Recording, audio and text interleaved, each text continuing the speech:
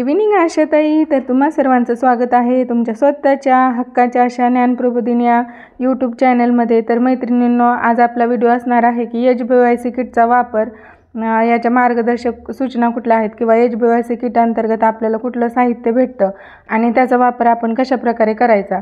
तर तुम्हाला एक रिक्वेस्ट आहे की ताई, या ज्ञानप्रबोधिनी या चॅनलवरती तुम्हाला अतिशय उपयुक्त असे व्हिडिओ दिवसेंदिवस येणार आहेत व लेटेस्ट नॉलेज देखील तुम्हाला भेटणार आहे की आशांचे अपडेट्स वगैरे काय आहेत। त्यामुळे तुम्ही या चॅनलला नक्की सबस्क्राईब करा ताई। अजून पण अनेक सबस्क्रायबर आहेत की ते व्हिडिओ तर पाहतात परंतु सबस्क्राईब मात्र करत नाहीत आणि व्हिडिओला लाईकही करत नाहीत। तर त्यांना रिक्वेस्ट आहे की ताई, व्हिडिओ आवडल्यास तर व्हिडिओला लाईक आणि चॅनलला सबस्क्राईब नक्की करा। चला तर मग जराही वेळ न घालवता आपण सुरू करू आपला आजचा अतिशय खास असा व्हिडिओ, कारण यामध्ये मी तुम्हाला HBYCच्या किटमध्ये कुठल्या प्रकारचं साहित्य भेटतं किंवा त्याचा वापर कसा करायचा हे दाखवणार आहे। तर बघा ताई, बालकांच्या योग्य वाढीसाठी आशा HBYC किटमधील वस्तूंची यादी व वापर। तर वस्तू बघा, धाग्याने बांधलेली लाल बांगडी, बघा धाग्याने बांधलेली लाल बांगडी। तर जी ही काही धाग्याने बांधलेली लाल बांगडी आहे याचा HBYC किटमध्ये आपण उपयोग करू शकतो। तर ह्या अशा प्रकारची लाल बांगडी मला HBYC किटमध्ये भेटलेली आहे। तर बघा याचा वापर कसा करायचा। तर ही जी काही लाल बांगडी आहे ती बाळाच्या धाग्याने बांधलेली लाल बांगडी बाळाच्या डोळ्यांच्या पातळीपासून 30 सेंटीमीटरच्या अंतरावर टांगलेली असते। व्हिज्युअल फिक्सेशन आणि डोळ्यांच्या संपर्काची चाचणी घेण्यासाठी आणि 2 महिन्याच्या वयात ते स्क्विटचे मूल्यांकन देखील करू शकते। वयाच्या 4 महिन्यापर्यंत डोळ्यांच्या हालचालींचा मागोवा घ्या। तर अशा प्रकारची बांगडी आपण लांब 30 सेंटीमीटरच्या अंतरावर लांब लटकून त्या बाळाच्या डोळ्याचं जे काही हालचाली आहेत त्याचा मागोवा वगैरे घेऊ शकतो। हात डोळा समन्वय चाचणी देखील तपासून या लाल बांगडीच्या साहाय्याने पाहू शकतो। तरी व्यवस्थित अशी बांधून लटकवायची आहे। तर त्यानंतरचं बघा, त्यानंतरचं HBYC किटमधील दुसरं साहित्य असणार आहे घंटा। तर अशा प्रकारची घंटा मला या HBYC किट अंतर्गत भेटलेले आहे। तर आता याचा वापर कसा करायचा बघा। तर याचा वापर, घंटेचा आवाज बाळाच्या कानापासून कमीत कमी 30 सेंटीमीटर अंतरावर ठेवा आणि घंटेचा आवाज निर्माण होतो तेव्हा मुलाची प्रतिक्रिया लक्षात घ्या। तर ही घंटे आपण 30 सेंटीमीटर अंतरावरती वाजवायची आहे।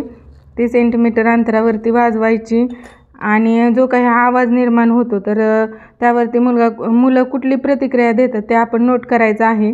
बालकांमध्ये ध्वनीच्या आवाजाच्या प्रतिसादाची चाचणी घ्यावी। घंटीच्या आवाजाकडे बाळ वळते आहे का, वळत नसल्यास बालकाला त्वरित आरोग्य संस्थेत संदर्भित करण्यात यावे। म्हणजे यावरून तुम्हाला समजेल की बाळ या आवाजाच्या दिशेने वळत आहे की नाही। नसेल वळत तर तुम्ही त्याला संदर्भित करू शकता। त्यानंतर बघा, याबाबत आपल्या वरिष्ठांना माहिती देखील उपलब्ध करून देऊ शकतो। त्यानंतर छोटी टॉर्च, तर ही जी काही टॉर्च आहे ती त्याचा देखील आपण HBYC किटमध्ये यूज करणार आहोत। तर आता या टॉर्चचा उपयोग काय, तर बघा, डोळे कान आणि तोंड पाहण्यासाठी टॉर्चचा वापर करा। तपासणी दरम्यान काही आवश्यक भासल्यास बाळाला जवळच्या आरोग्य केंद्रामध्ये संदर्भित करा। म्हणजे व्यवस्थित डोळे कान आणि तोंडाची तपासणी आपण या टॉर्चच्या साहाय्याने करणार आहोत आणि जर आपल्याला त्यामध्ये काही आढळलं तर आपण त्याला डायरेक्ट संदर्भित करणार आहोत। तर त्यानंतर आरसा, तर अशा प्रकारचा आरसा देखील HBYC किट अंतर्गत आम्हाला भेटलेला आहे। तर या आरशाचा देखील आपण उपयोग HBYC अंतर्गतच्या भेटीमध्ये करू शकतो। तर बघा, 4 ते 6 महिन्याच्या वयापर्यंत बाळ आरशात स्वतःचे प्रतिबिंब पाहते की नाही हे पाहण्यासाठी आरशाचा वापर करू शकतो आपण। तर त्यानंतर विविध कलर क्यूब्स, तर त्यापुढचं जे काही साहित्य आहे ते अशा प्रकारचे विविध असे कलर क्यूब्स आम्हाला HBYC किटमध्ये भेटलेले आहेत व या कलर क्यूबचा आपण वापर बाळाच्या HBYC भेटीमध्ये करणार आहोत। तर बघा, वेगवेगळ्या प्रकारचे कलर क्यूब्स घेऊन ते 7 ते 9 महिन्याच्या बाळाच्या समोर ठेवायचे आणि ते बाळ सर्व बोटांचा वापर करून एखादी वस्तू खेळणी पकडली की नाही याचं मूल्यांकन देखील करायचं आहे। त्यानंतर बघा, बदामाच्या आकाराची वस्तू, तर या ठिकाणी HBYC किटमध्ये या बदामाच्या आकाराच्या वस्तू देखील आम्हाला भेटलेल्या आहेत व याचा वापर आपण HBYC भेटीमध्ये करणार आहोत। तर बघा कशा प्रकारे, तर 9 ते 12 महिन्याचं जे काही बाळ असतं त्या मुलाच्या समोर बदामाच्या आकाराची वस्तू ठेवावी आणि ते लहान मूल अंगठा आणि तर्जनी वापरून लहान वस्तू उचलू शकतं का? अशा प्रकारचे बदाम त्याला उचलता येत आहेत का? किंवा अशा प्रकारच्या लहान आकाराची वस्तू त्याला उचलता येत आहेत का? हे आपण 9 ते 12 महिन्याच्या HbA1cच्या भेटीमध्ये त्या बाळाचं मूल्यांकन करू शकतो. तर त्यानंतर बघा, सगळ्यात महत्त्वाचं म्हणजे काही खडे असलेली वाटी. तर आपण काही खडे असलेली वाटी घ्यायची आहे. तर 18 महिन्याच्या वयापर्यंत मूल खडे उचलून वाटीत टाकू शकते का हे पाहायचं आहे. तर त्यानंतर बघा, लेखन पॅड, नोटबुक सह क्रेयॉन पॅकेट्स. तर हे अशा प्रकारे क्रेयॉन पॅकेट्सचा देखील आपण वापर HbA1c भेटीमध्ये करणार आहोत. आणि अशा जे काही 18 ते 24 महिन्याचं बाळ रंगीत खडूंचा वापर करून कागदाच्या तुकड्यावर लिहितात का ते देखील आपण तपासायचं आहे. तर त्याच्या पुढे जाऊन जर आपण पाहिलं तर बघा, चेंडू लहान कापडाने किंवा कव्हर करण्यासाठी वाटी. तर 7 ते 12 महिन्यात अर्धी लपलेली खेळणी शोधण्यासाठी. तर अशा प्रकारची जी खेळणी आहेत ते आपण लपून वगैरे, अर्धी लपून वगैरे ठेवायची आहेत. आणि ती खेळणी ते बाळ शोधतं की नाही हे देखील आपण काय करायचं आहे, अर्धी लपलेली खेळणी शोधण्यास सक्षम आहे की नाही हे देखील मूल्यांकन करण्यासाठी आपण याचा वापर करू शकतो. त्यानंतर स्ट्रिंगने खेळणी ओढा. तर अशा प्रकारची खेळणी आहेत. तर अशा प्रकारच्या खेळण्याला आपण दोरा वगैरे बांधून ते खेळणी ओढण्यासाठी देखील त्या मुलांना देऊ शकतो. तर बघा, तर 2 वर्षापर्यंतचं बाळ खेळणी ओढताना स्थिरपणे चालण्यास सक्षम आहे की नाही हे पाहण्यासाठी आपण याचा वापर करू शकतो. म्हणजे अशा प्रकारे ह्या खेळण्या जर आपण स्ट्रिंग वगैरे बांधून ते ओढायला लावलं तर ते बाळ व्यवस्थित हे स्ट्रिंगने ओढतं आहे की नाही याची चाचणी आपण करणार आहोत. त्यानंतर बाहुली.